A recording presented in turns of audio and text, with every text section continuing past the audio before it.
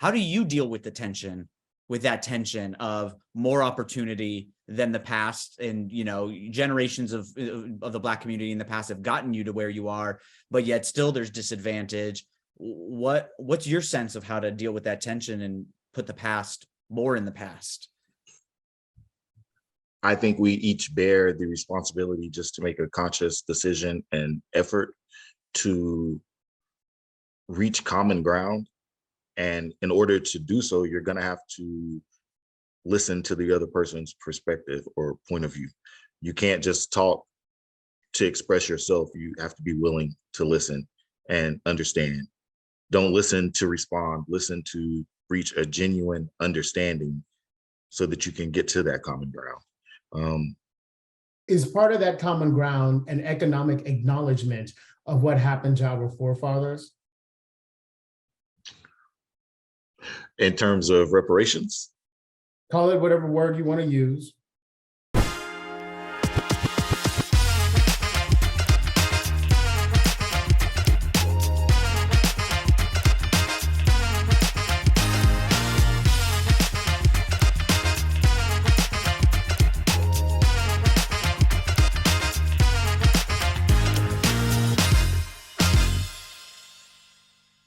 As Andre mentions, these are complex topics, and when I look at any person, especially a young person, a young Black man, a young white woman, whatever, like they're from the very conception in the womb of their mothers up through pregnancy and childhood, through their family situation, through their community situation, through their religious, through their educational. They're being shaped, right, by all these dimensions, especially by our American culture as well, right, by the past, by people's biases.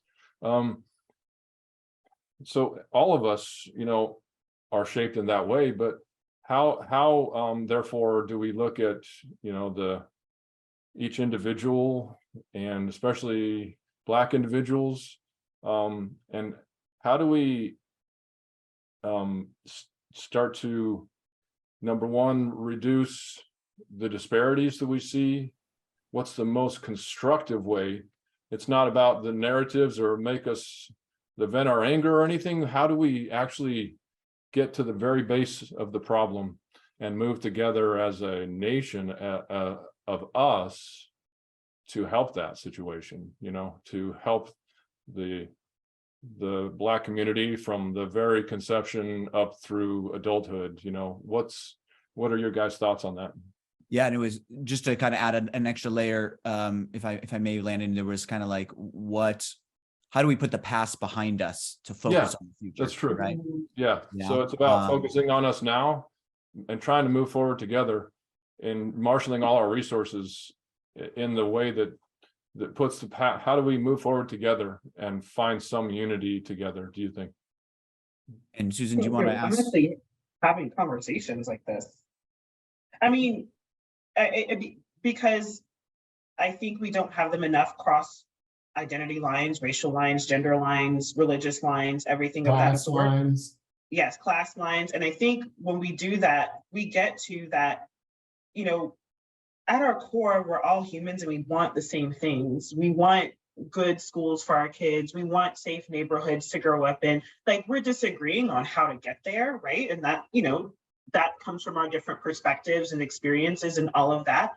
But I think there's an element of humanity that we are missing out on, or experiencing the humanity of one another, because we're not having these sorts of conversations outside of our own little bubbles, right?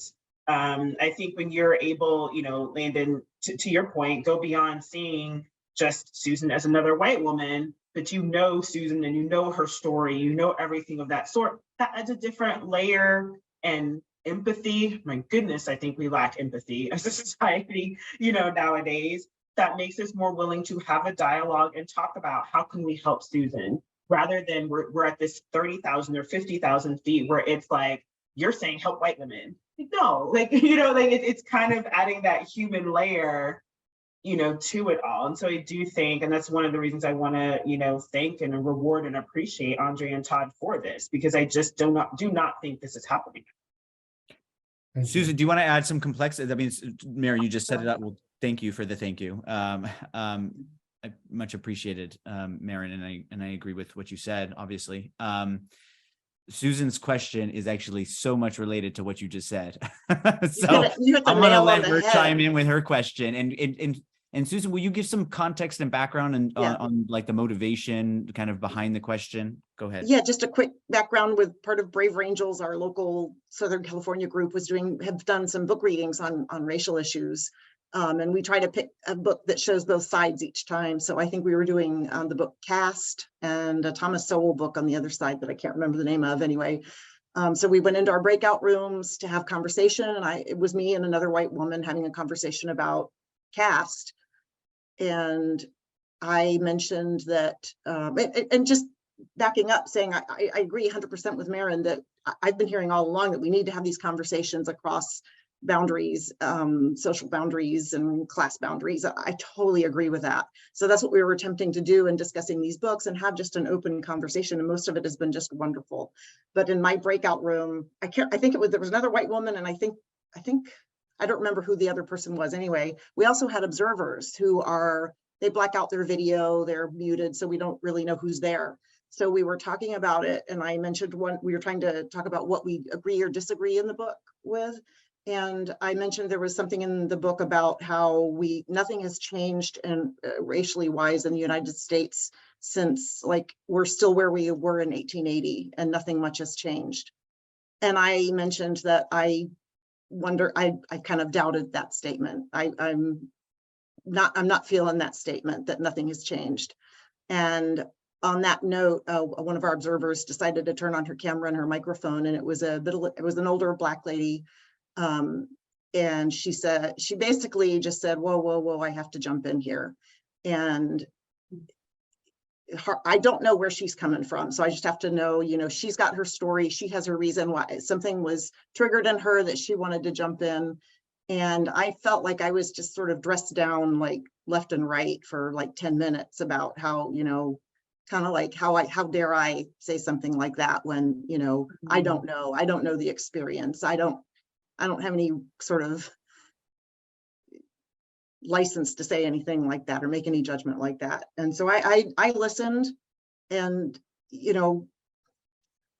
felt wounded and tried to have some introspection and some empathy. It was hard because I was feeling attacked and unfairly attacked, because observers are not supposed to, they're supposed to be part of the conversation, not sort of a sniper waiting to pounce on you from outside when you say the wrong thing. Anyway, you have some strong feelings, though.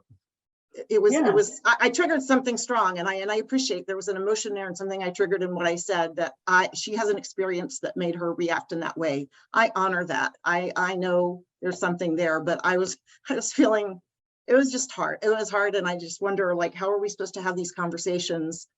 So now there's always a fear about that happening, and it happened, and thankfully it didn't blow up on social media or anything, but Well, first of all, I'm sorry that you had that experience, because I do think even if she felt strongly about what you were saying, that was not necessarily the way to do it in a way in which that attacked you. I'm a very big person on calling in versus calling out, where calling out can kind of attack and put people on the defensive. Like, I think there's a time and place for calling out, but I think it's rare. Like, most time it's more like calling in, like, hey, like drawing you into conversation through questions, like, what did you mean by that? But so it's more of a dialogue versus calling out. I mean, I say you call out when someone uses a slur, like there's nothing to say there, shut it down, the end, right? But other than that, it's about having conversation. I do think in these conversations, it is important to listen to other people's experiences and find a way to question and call in without challenging their reality. Because oftentimes I think people get defensive and they feel very gaslit when they're saying, hey, I experienced this, or I have questions about, or I feel like I experienced this because I'm Black, because I'm a woman, because I'm poor, because of any sort. And people, I think, have this like, no, you didn't. It's because, like, wait a minute, right? And they start to feel really gaslit by it, especially when we have to understand that so many isms, racism, sexism, classism, everything of that sort, they've never gone away, they've just evolved. And so what I tend to think happens, and I'll use racism as an example, I think one of the reasons we have a tough time talking about it and moving forward is that when some people hear racism, they think like the Klan.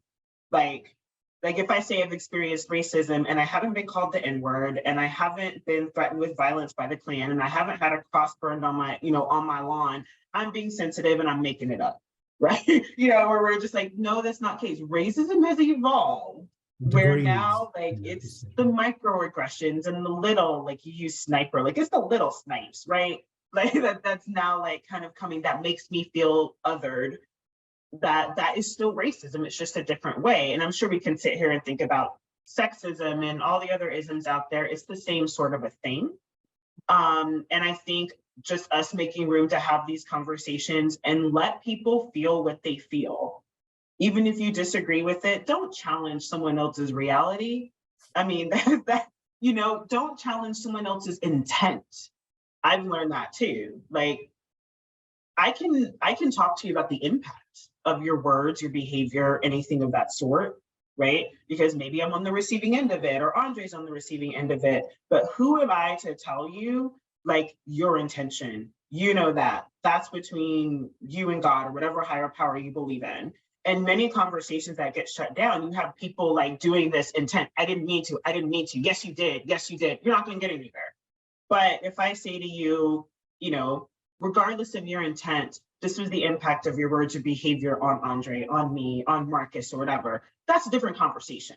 Mm-hmm. Yeah, I really appreciate that, Marin. And I think that what you're saying is true, that and it's really makes it easy when we have to like speak in 135 characters, or Yes. or we're commenting on articles. We're like having these conversations through text only, right? I just don't think that the level of communication that is supported by that is, I don't think it's possible to get at these issues in that way, and that's where almost all of our communication has gone, right? So yeah, I just think that really inhibits us when these should be face-to-face, human-to-human interactions. That's the only way that these can be, like, that's the only way we can get trust, right? Marcus, it seemed like you actually had something similar that you were saying as Susan, now that I think about it. When we were talking about Black Lives Matter, and you seemed to be suggesting, tell me if I got this wrong, but you seem to be suggesting that in some of the approach you feel, in some of the approach of Black Lives Matter, that it's excluding other voices that might be different in some way from the conversation, such as your own, perhaps, where you might have different views on, you might agree with the existence of racism, but you might have a different approach about how to tackle it or how to respond to it. And it just struck me right now that, that you had, and you expressed, hopefully it's okay that I share, you expressed some anxiety about the conversation. Where did that come from for you? Like, why were you anxious about having the conversation? And I guess, how do you relate to what Susan said in the same way, in terms of what voices can say certain things and in certain spaces? absolutely. Just speaking from a police officer's perspective, I still worry about how it's going to be perceived or received. What will the comments be? Will it be that I'm being dismissive or I'm not Black enough, when in actuality I'm just trying to be genuine and speak my own truth, and speak on the experiences that I've had. So, and I think Marin hit the nail on the head when she said we've never really escaped the boys in the hood, correct? Yeah. The scene in Boys in the Hood, that's the idea that you get when you see a Black police officer. And so it's like, that's not the case. The vast majority of police officers go to work every day to do a good thing. I don't know any police officers that go to work wanting to kill someone or to do harm or misconduct. Like, that's career suicide. You're setting your family up for ruins. Who wants to go to work and do something and then you get sued and all your finances are tied up in litigation and your life is ruined?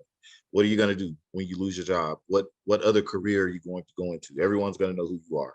So it's just, I don't know. I think in general, we overgeneralize. I think we clump people up, and that could be races, professions, whatever the case may be. And I think we tend to focus on our differences more so than our similarities. And that's where the downfall lies, that we have more in common than we have that's different. And if we would focus on those things, I think the world would be a much better place. So. Preach, Mr. Marcus. I want to clap for that, actually. Amen.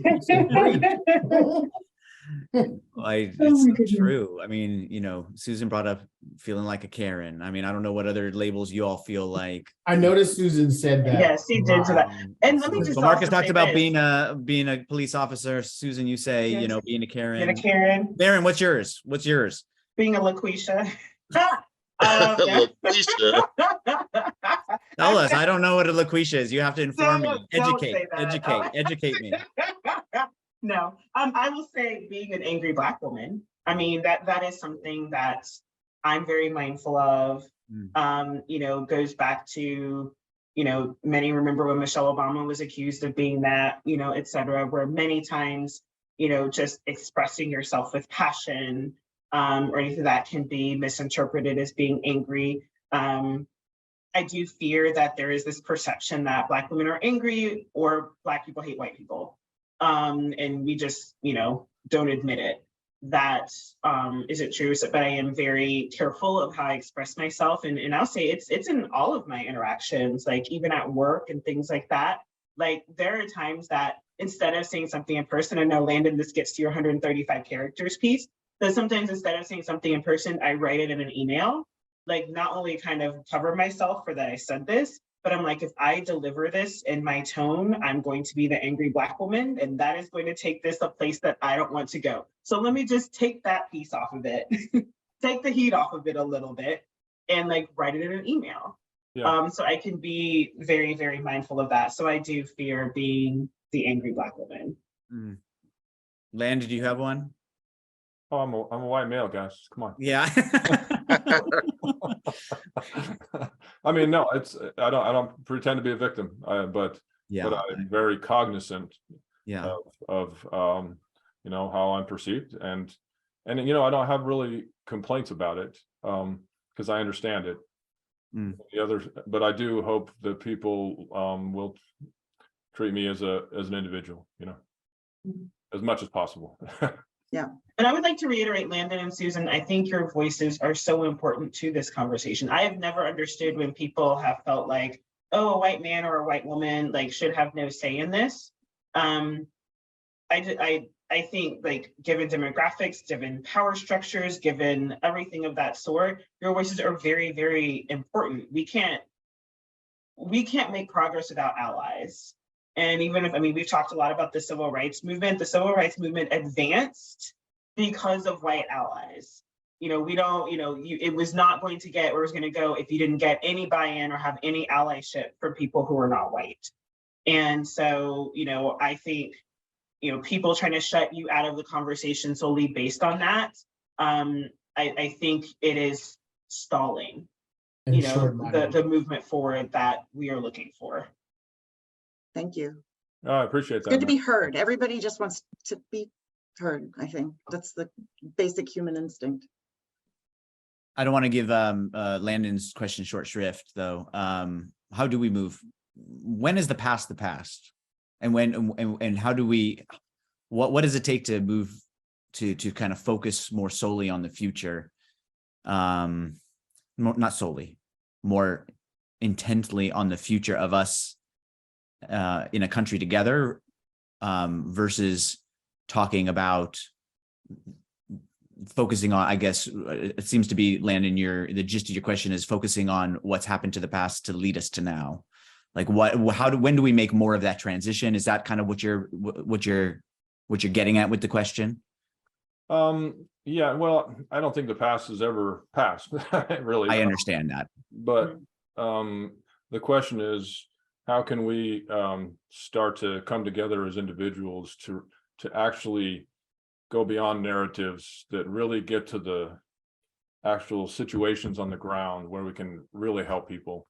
And you know, having a narrative in a community is important, for people in some respects, right? But, you know, there's a lot of us who want to really help, but it's difficult because it's a very divisive, politically and race-wise.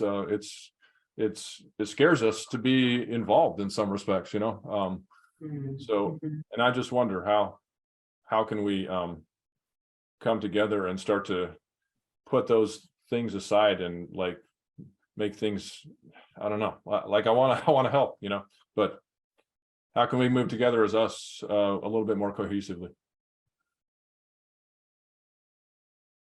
Obviously the first, oh, go ahead, Andre.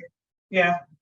Because you know, so the solution to that sort of not less focus on the past and more focus on focusing forward lies in the human heart, right? And in understanding the ways in which your heart has been rooted in the past. And me in my own healing work, and now as I approach middle age, I've started to understand, like Landon said, the past is never gone, but you have to learn how to integrate it and synthesize it into a narrative that supports you and where you want to go. And I think through that process, that's when you begin to release, because I'm just my personality. I'm the kind of person that holds on to stuff. So I'll remember what you said 2 Tuesdays ago at 4 p.m. I really will. But but you have to learn to say, you know what, that happened, but I'm going to shift the lens that I'm looking at it and take the positive things. And that's why, to harken back to something what I said earlier, I said, yes, is there a part of me that is envious of the way Todd and Maren grew up, since they're both friends I've known for 27 years? Yes. However, when I sat in those feelings and I began to release those feelings, I saw, you know, the benefits of maybe the way I came into being as a man. And I think Landon may identify with this, with, you know, the way he came into being as a man, as not being one of those people who were obviously privileged with, you know, the outward trappings of the world, right? And I think as people make the heart and mind connection, and as they lean into that, then they're more able to see what Marcus is saying, those similarities versus those differences. Because like Maren said, a lot of it is micro, right?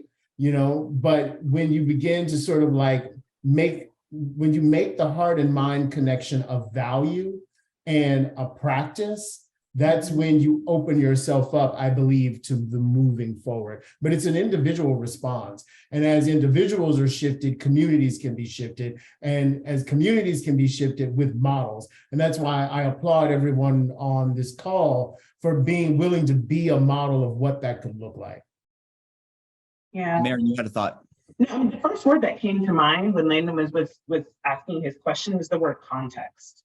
And I think that kind of gets to what you're saying, where the past is never fully the past. It's about understanding the context of where communities are coming from. Like, I think we love these oversimplistic, you know, the Black people aren't where they should be because they're poor and lazy, rather than looking at the context of how the Black community came to be in that situation. And we throw all these oversimplified labels on there, like, oh my gosh, how about just stop having babies out of wedlock? How about you look at the context of how that came to be over time? And I think we don't like talking about it because it doesn't make us comfortable, or we like to sit there and say, I actually think it takes away from a very American concept of we all pull ourselves up by our own bootstraps, and you know, that sort of, which is a lie, right? Like we could all sit here and say no one got where they are by their own 2 bootstraps, right? But I think it's understanding the context of different communities and neighborhoods, and that is really what shapes, you know, where we are today, right? That's why I think it goes back to learning different histories and things like that is so important. It's not to label anybody as victim, victor, anything of that sort. It's also understanding the context of how we got here, and that it's not that simple. It's an onion of layer after layer after layer of different issues. And actually that also means what might have worked in one community will not work in another community. Like, I don't like it when there's this comparison of like, why don't the Black people look to the Jewish people? do what they did, and then you're gonna get over there. Like, no, like that, like that's complete oversimplification. And there's completely different cultures and behaviors and histories and all of that adds context to why. And that's a hard thing to do, by the way, Marin. That's a hard thing to bring up too, because over 6 million of us got killed. So it's like, but I understand it. We have a different context. I can in one breath, I can say, we were, almost wiped off this earth. But on the other hand, I can say, but we came over. My grandparents came over. Yeah. And while we were othered, right? In a lot of ways, it's why we went into businesses like entertainment and law and professions where we could have our own businesses. Like Andre, you said, Black people often like to do to be the kind of drive their own success. We had to do that, right? But we still weren't slaves, in the context of the United States over X amount of generations. So even though we had a horrendous, experience over in Europe, it doesn't mean that somehow here in the United States, we've had to, we got socialized into the country in the same way, right? And so, but it's a hard thing to say though, because of the tragedy of the Holocaust. So anyways, I wanted to agree with what you said, but also say, I know that's a hard conversation, and people do that a lot. What you just said in terms of look to this community or look to that community. Marcus, you had something you had said to us in this vein too, where there was like a tension in you about this, because you said, this generation has more opportunities than the past, and you worry about a certain attitude, a woe is me attitude, I think you called it. But you also know that there's disadvantages from the past. Like, I don't know, I feel like that tension goes directly to what Marin said and directly to the question that Landon asked. How do you deal with the tension, with that tension of more opportunity than the past, and generations of the Black community in the past have gotten you to where you are, but yet still there's disadvantage? What's your sense of how to deal with that tension and put the past more in the past? I think we each bear the responsibility just to make a conscious decision and effort to reach common ground. And in order to do so, you're going to have to listen to the other person's perspective or point of view. You can't just talk to express yourself. You have to be willing to listen and understand. Don't listen to respond, listen to reach a genuine understanding so that you can get to that common ground. Is part of that common ground an economic acknowledgement of what happened to our forefathers? In terms of reparations? Call it whatever word you want to use. Just in terms of dealing with the economic issues, not necessarily, Andre, do you mean a particular policy, or you just mean generally dealing with the... I mean all the way around. So part of that reaching common ground and feeling heard is a token of acknowledgement of what happened to our forebears, our ancestors, and maybe not even some people are still alive today. And maybe some of the ways some of those themes are showing up for present people. So in reconciliation and healing work, olive branches are important. And one that has been discussed a lot is an economic olive branch for African American people who are the descendants of the slaves that were brought here. I don't necessarily use the word reparations because I have a different view on what that economic olive branch could look like. But I'm asking Marcus, do you think that economic olive branch is something that is part of that common ground? And what would that look like to you? I personally don't think it is, because at this point in time, I don't understand, or I don't foresee how you could even determine what that economic olive branch would be. So how would you determine what Marin, you and I are entitled to when we're so far removed from the disadvantage that was initially the problem? Not so much. So so we're literally not slaves in today, But I once, so 2 years ago, I read a very eye-opening report by a leading consulting company that kind of gave the state of African-American people in this country, and it was astonishing. First of all, I did not know we are a people in this nation of renters, that less than 30% of Black people own homes, so or even can qualify one. Then on top of that, banks charge us, they charge us, how can I put this? They're more apt to charge us fees than they are other populations. With respect to, why do you think that there's been the proliferation of no minimum checking accounts, for example? Because a lot of these larger banks, when you dip below X amount of dollars in that account, and for some people, that's just the nature of their income is very sinusoidal sometimes, right? Goes up and down. And so they will dip and then they're charged these fees. And there's also with respect to that people of color, Black and brown, are more likely to live closer to industrial zones that lack clean air. So I don't necessarily mean like, okay, give me $20,000 because I had these ancestors who were enslaved, but there are themes that run current for Black and brown people that put us at a physical and at an economic disadvantage. And I'm most passionate about clean air, if you really want to know, because many I live in a place where oil is refined, and they don't refine it in the rich side of town. They refine it on the side of town where you have a lot of working class Black and brown people. Mm-hmm. Yeah. I mean, and I even say like here in Chicago, like some of the land covenants that go back generations that pretty much secured a lot of the wealthier plots of land to white communities, like still to this day, right? And that's just to Andre's point, like generational wealth. Now you're talking about being able to hand down some of the most valuable land in the city 3, 4, 5 generations. So Marcus, is your sense, just to better understand your point of view, because Andre said there's not necessarily kind of a check in the mail, but is your sense that you just wouldn't want targeted economic help because we don't really know who has, let's say, been affected in some negative economic way from the past, or are you? So is the issue the targeting of it, or and the means you don't want to check necessarily, or do you not think that there should be some concerted effort to lessen gaps in advantage, to not have so much disadvantage as you yourself have acknowledged? Do you think there should be some concerted effort to deal with disadvantage that might have been passed down from generations, but maybe can't be targeted, pinpointed? What exactly is your sense of it? I had never really thought about it from Andre's perspective. When I thought about it, I always thought of it in the context of a dollar amount. Reparations. Mm-hmm. I didn't even think about what Marion said about how it was covenanted and there's land, and mm-hmm. I just never thought about it in that aspect. But for me, it's just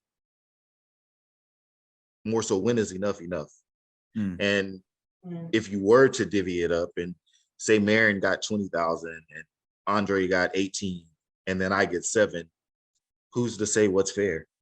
Mm. Or why didn't I get as much as them? Would it be just a blanket amount and everyone gets $5,000? Well, is that really enough? Is there any dollar amount that could genuinely resolve the disadvantage? And I completely agree. My question, I actually agree with you, and I actually wonder, when unpeeling, going past all the layers, unpeeling the onion and all of that, is it really about money, or is it really about acknowledgement? Thank you. Acknowledgement that the setup of the society we're in to this day, did not miraculously, the white people are rich and the Black people are poor, with a few mixed in the exceptions, right? That leads to a dialogue of, there are a group of people who are just more superior than others. There are some people who are just better than others. And I think that's where I get so fearful of the dialogue nowadays about what to teach and what not to teach, right? Because I'm saying, like, when you're not teaching proper context, it's almost like indirectly that's where you want people to land. Like, Black people, you don't want them tend to know be, the history that led us to here, so we right. have no context for why we see certain disparities, and you worry about not teaching of that context to kind of erase that history in some way. Exactly. I mean, and that's not just here in the US, that's like around the world, right? And I just say, like, if you don't stop and teach proper context, where do you expect people to land with, when you go around the world, like, the money and power is with white people and the Black people are poor, you know, like, so what's the inference of that outcome? Like, land, right? You want them to land in certain, like, places, like, rather than saying, hey, like, for like literally thousands of years, here are some things, like, here's how we landed here. And again, I think it makes people uncomfortable, especially here in the US, when we have this whole, I did it on my own, and don't tell me I did it on my own, right? Like, we don't want anything that challenges that. So I want to, can I just feed that back to you, Maren, so I truly make sure I understand. And then Susan, I want to hear, we should hear from you how this is all sitting with you, how you're, what your thoughts, feelings are about what's been shared. But just so I understand, you worry about the erasing of that history and context, and then you worry that if we then see differential outcomes, people will make inferences about what the source of those outcomes are. Because if it's not history, then it's something else. Why are there these wealth disparities? And if we don't know that, if there's no implication of history, then there's got to be some other answer for it.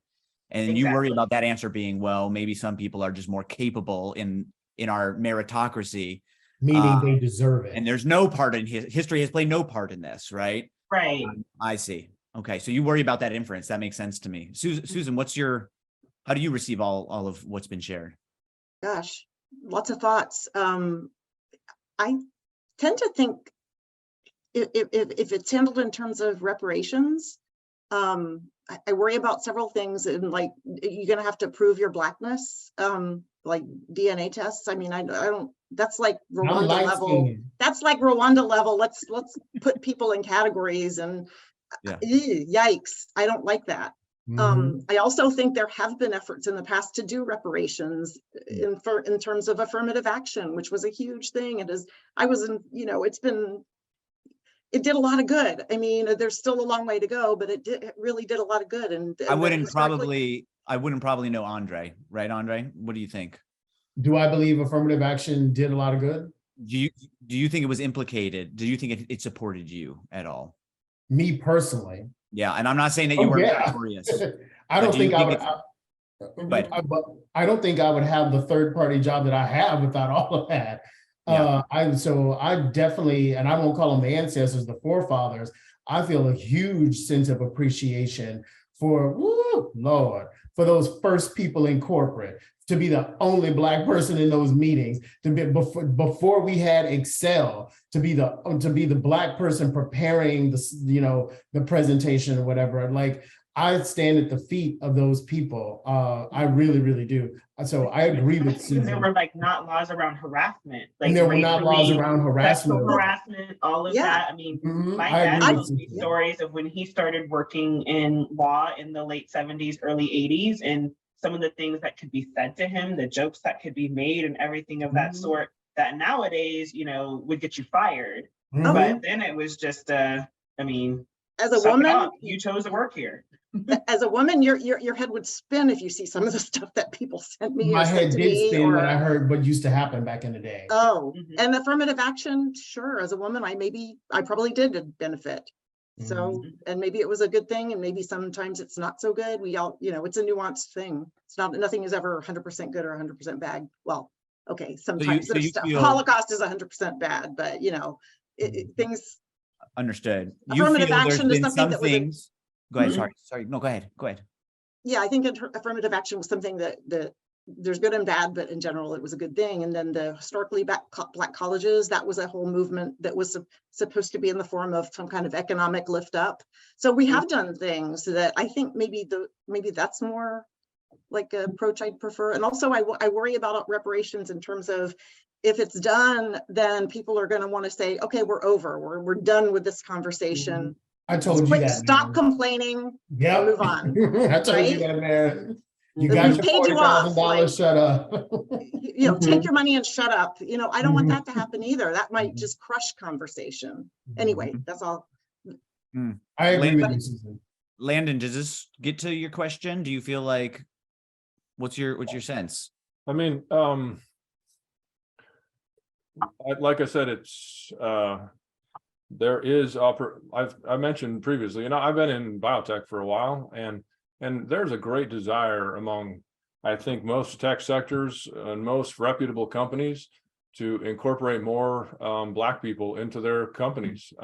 I can tell you that because I've been in the meetings and I've listened to people that they really want. I mean, whatever is behind that, you know, they just want to look good, or they just want to look, you know, politically correct or something. There's a real desire for more integration, more diversity. And I personally know that most people at the companies I've been at fully support that. You know, obviously that's not all of America, right? But then there's still disparities going down to the lowest level of when Black kids come into, and this is just a blanket observation, but there's disparities in reading and math performance, and it goes all the way down to the very, you know, when they first get into school. So, you know, I think we're making some strides at opportunity, but we're not still getting to the real heart, which is the younger, you know, kids, and how do we help them have. May I share something, Landon? Please. Because you Yeah. really struck a chord in me. My fear is being perceived that I'm not intelligent because I'm Black. So in my internal voice that I'm really, really hard to say, okay, did that make sense? Was that an intelligent comment? I'm really hard on myself to make sure that I know how to analyze things, because I don't want to appear that way. That's really interesting. Yeah, these are the kinds of things that you just don't think about, you know, like the mindsets, the levels of confidence, the level of comfort. You know, I think that's my greatest privilege is that I went through childhood. I didn't feel out of place. You know, I just had a level of comfort. I loved the world, and I was super curious about the world. I didn't have to experience that level of, you know, insecurity that I think a lot of people do. And I think that makes a big difference.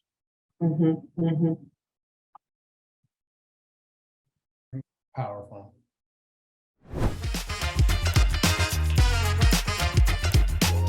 Thank you for watching this episode of Healing Race, and stay with us for a scene from our next video. If you want to see more conversations like the one you just watched, please subscribe to our channel, share this video with friends and family, and like and comment on the video below. If you'd like to be a guest on one of our episodes and have an open, real conversation about race, email us at guests@healingraceshow.com. And if there are topics you think we should cover, we'd love to hear them. So please email your ideas to topics@healingraceshow.com. As always, thanks for your support. We look forward to continuing the conversation with you. Now, here's a scene from our next Healing Race. When I was in school, I wanted to fit in so badly, you know, to the point that my, you know, teachers and things like that would have to have conversations with my parents because they were concerned that I would start not speaking up as much in class, or I would be embarrassed if I got the A+ on the exam or whatever, because it was really clear that I was doing all I could to fit in, and they didn't want to see me compromise my academic performance to try to do that. Which, I mean, I know is common amongst kids of all different sorts of races, but that tended to be, you know, the big concern. Yeah, it was, I think the first time I got really angry was senior year of high school when college acceptances started coming in. Where, you know, I went to the same high school for all 4 years. And at the end of every year, they would announce who had the highest GPA, and they would give out awards for who excelled in all the different subjects, like the most outstanding English student, most, you know, that kind of a thing. And it was a joke amongst my classmates, why do we even go? Marin sweeps the awards. And I did. And then, senior year came around, and I remember the big point of contention was when I got into Duke and one of my white male classmates didn't. And that was when I really felt the turn, and it was the whole, like, those schools have to let you in because you're Black. And then, looking back on it, some of it was parents. My parents told me, you're going to get in everywhere that you apply because you're Black. And that was when I got angry. I was like, y'all have seen me for the last 4 years. First of all, I tutored some of you over the last 4 years to help you pass certain classes. And then that's what it whittles down to. To watch the rest of that episode, go ahead and click the video below me. To see a different compelling Healing Race episode, you can click the video below me. We look forward to seeing you in the next video.